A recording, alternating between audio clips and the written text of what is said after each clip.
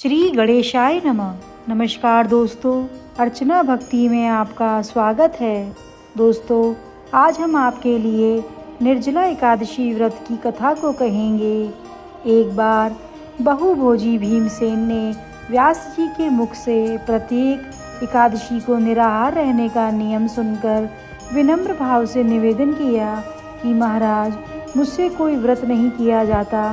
दिन भर बड़ी तीव्र सुधा होती है, अतः आप कोई ऐसा उपाय बतला दीजिए जिसके प्रभाव से स्वतः सद्गति हो जाए।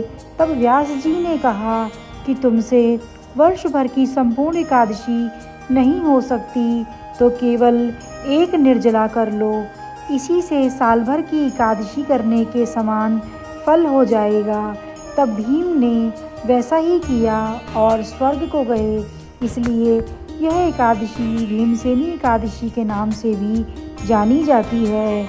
इस दिन भर पवित्रीकरण के समय जल आचमन के अलावा अगले दिन सूर्योदय तक पानी नहीं पीना चाहिए। दिन भर कम बोलें और हो सके तो मौन रहने की कोशिश करें। दिन भर ना सोएं, ब्रह्मचर्य का पालन करें, झूठ ना बोलें, गुस्सा और विवाद ना करें। व्रत कथा। जब वेदव्यास ने पांडवों को चारों पुरुषार्थ धर्म, अर्थ, काम और मोक्ष देने वाली एकादशी व्रत का संकल्प कराया था, तब युधिष्ठिर ने कहा, जनार्दन, ज्येष्ठ मास के शुक्ल पक्ष में जो एकादशी पड़ती हो, कृपया उसका वर्णन कीजिए। भगवान श्री कृष्ण ने कहा कि हे राजन, इसका वर्णन परम धर्मात्मा व्यास जी करेंगे, क्योंकि ये संपूर्ण शास्त्रों के तत्वज्ञ और वेदांगों के पारंगत विद्वान हैं। तब वेदव्यास कहने लगे, कृष्ण और शुक्ल पक्ष की एकादशी में अन्न खाना वर्जित है। द्वादशी को स्नान करके पवित्र होकर फूलों से भगवान केशव की पूजा करें, फिर पहले ब्राह्मणों को भोजन कराएं, अंत में स्वयं भोजन करें। यह सुनकर भीमसेन बोले, परम बुद्धिमान पितामह, मेरी उत्तम बात सुनिए। राजा युधिष्ठिर, माता कुंती, द्रौपदी, अर्जुन, नकुल और सहदेव ये एकादशी को कभी भोजन नहीं करते तथा मुझसे भी हमेशा यही कहते हैं कि भीमसेन एकादशी को तुम न खाया करो, परंतु मैं उन लोगों से यही कहता हूँ कि मुझ में भूख सही नहीं जाती। भीमसेन की बात सुनकर व्यास जी ने कहा कि यदि तुम नरक को दूषित समझते हो और तुम्हें स्वर्ग लोक की प्राप्ति अभिष्ट है, और तो दोनों पक्षों की एकादशियों के दिन भोजन नहीं करना। भीमसेन बोले, महाबुद्धिमान पितामह, मैं आपके सामने सच कहता हूँ, मुझसे एक बार भोजन करके भी व्रत नहीं किया जा सकता, तो फिर उपवास करके मैं कैसे रह सकता हूँ। मेरे उदर में व्रत नामक अग्नि सदा प्रज्वलित रहती है, अतः जब मैं बहुत अधिक खाना खाता हूँ तभी यह शांत होती है। इसलिए महामुनि, मैं पूरे वर्ष भर में केवल एक ही उपवास कर सकता हूँ, जिससे स्वर्ग की प्राप्ति सुलभ हो तथा जिसके करने से मैं कल्याण का भागी हो सकूँ। ऐसा कोई एक व्रत निश्चय करके बताइए, मैं उसका यथोचित रूप से पालन करूँगा। व्यास जी ने कहा, भीम, ज्येष्ठ मास में सूर्य वृष राशि पर हो या मिथुन राशि पर शुक्ल पक्ष में जो एकादशी हो, उसका यत्नपूर्वक निर्जल व्रत करो।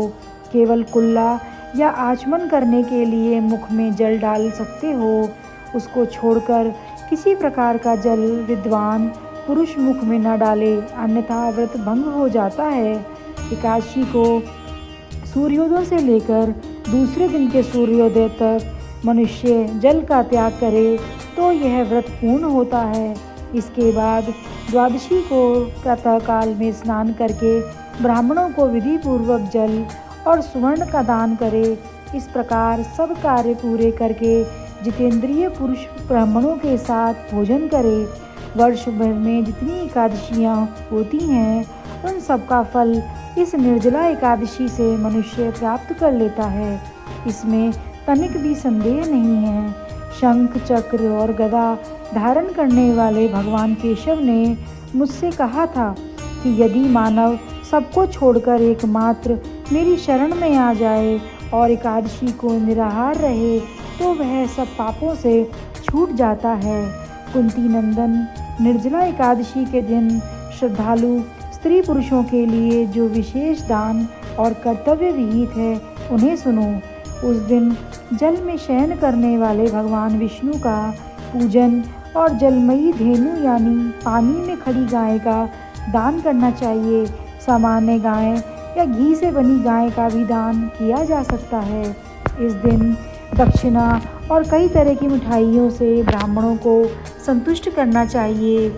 उनके संतुष्ट होने पर ही श्री हरि मोक्ष प्रदान करते हैं। जिन्होंने श्री हरि की पूजा और रात्रि में जागरण करते हुए इस निर्जला एकादशी का व्रत किया है, उन्होंने अपने साथ ही बीती हुई 100 पीढ़ियों और आने वाली 100 पीढ़ियों को भगवान वासुदेव के परम धाम में पहुंचा दिया है। निर्जला एकादशी के दिन अन्न, वस्त्र, गौ, जल, शैया, सुंदर आसन, कमंडलू तथा छाता दान करने चाहिए। जो श्रेष्ठ तथा सुपात्र ब्राह्मण को जूता दान करता है, वह सोने के विमान पर बैठकर स्वर्ग लोक में प्रतिष्ठित होता है। जो इस एकादशी की महिमा को भक्ति पूर्वक सुनता है अथवा उसका वर्णन करता है, वह स्वर्ग लोक में रहता है।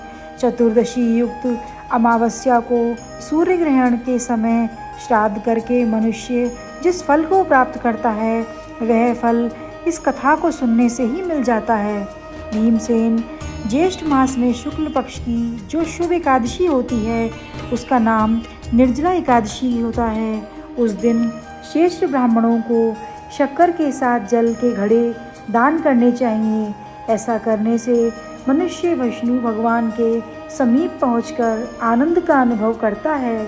इसके बाद द्वादशी को ब्राह्मण भोजन कराने के बाद स्वयं भोजन करे।